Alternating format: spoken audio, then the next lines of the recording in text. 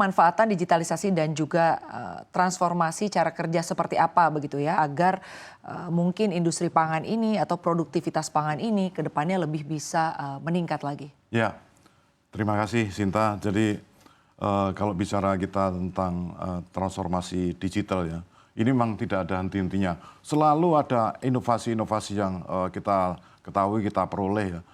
Contohnya adalah memang kita saat ini sedang melakukan transformasi digital ya. Tapi kita merasakan bahwa ini belum puas, saya belum puas, belum lengkap ya. Contohnya adalah memang ini perlu ekosistem juga nantinya ke depan untuk digitalisasi ini. Contohnya adalah di bidang industri tebu saat ini. Kita sudah menggunakan digitalisasi juga. Harapannya adalah bahwa nanti mulai tanam kapan, kemudian pemupukan kapan, mulai tebang kapan itu bisa terdigitalisasi juga. Nah kita saat ini sudah punya mappingnya kapan panen tebu itu. Jadi jangan sampai antrian terlalu panjang untuk giling, ini kita sudah punya. Waktunya tebang kita sudah punya. Nah ini kita sudah punya itu. Terus kemudian kita sudah punya juga kapan pupuknya. Nah kita juga sudah mapping mana daerah-daerah mana yang kurang pupuk, ini sudah kita terbaca.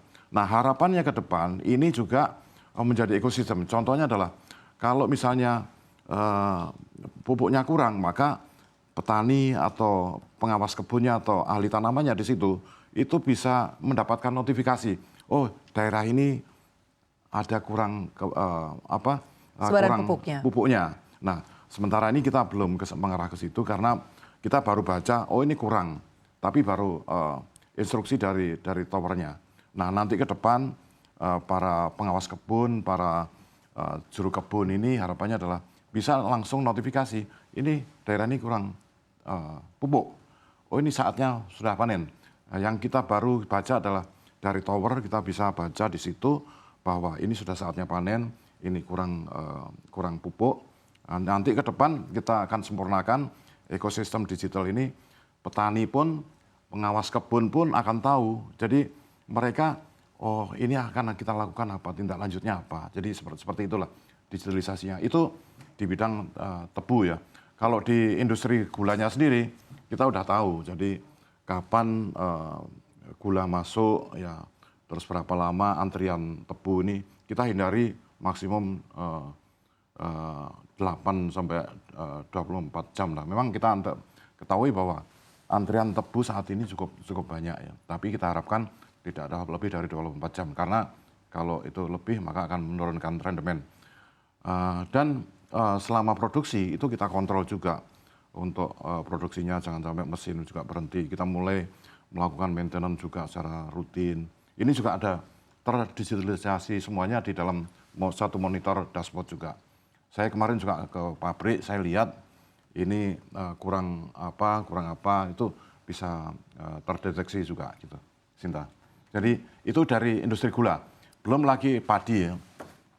Baik. Padi kita juga punya digitalisasi. Contohnya adalah mappingnya tadi sudah, kemudian juga kita sudah mulai mengarah pada pemupukan dengan menggunakan drone ya. Memang karena dengan luasan sebesar itu ya memang kita perlu drone dan perlu pemerataan untuk pupuknya gitu. Pertanyaan terakhir Pak, langkah-langkah yang dilakukan ID Food untuk bisa mencapai target ya Pak di tahun 2024 ini, kita masih ada waktu sekitar 4 bulan lagi Pak. Seperti apa target-targetnya? Ya, terima kasih Sinta.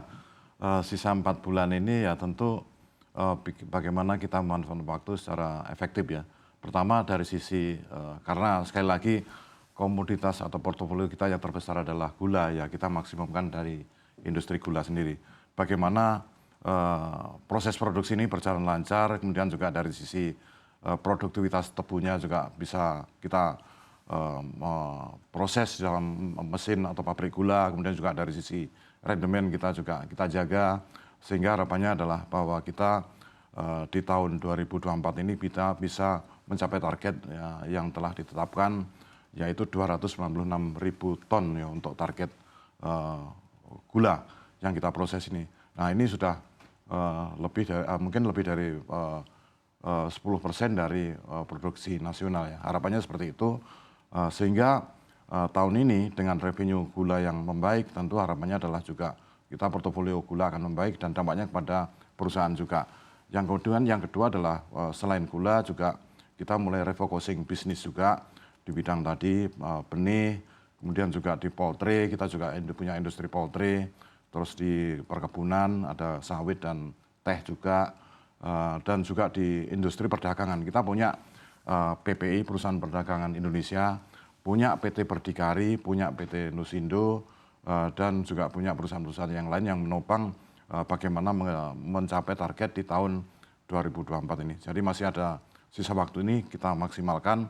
Saya optimis bahwa apalagi pemerintah sudah punya program yaitu makan bergizi, dan kita juga ada program yang saat ini berjalan adalah program stunting dan cadangan pangan pemerintah yang juga mendapatkan penugasan kami, sehingga ke depan kami optimis di tahun 2024 ini kita bisa mencapai target yang telah ditetapkan.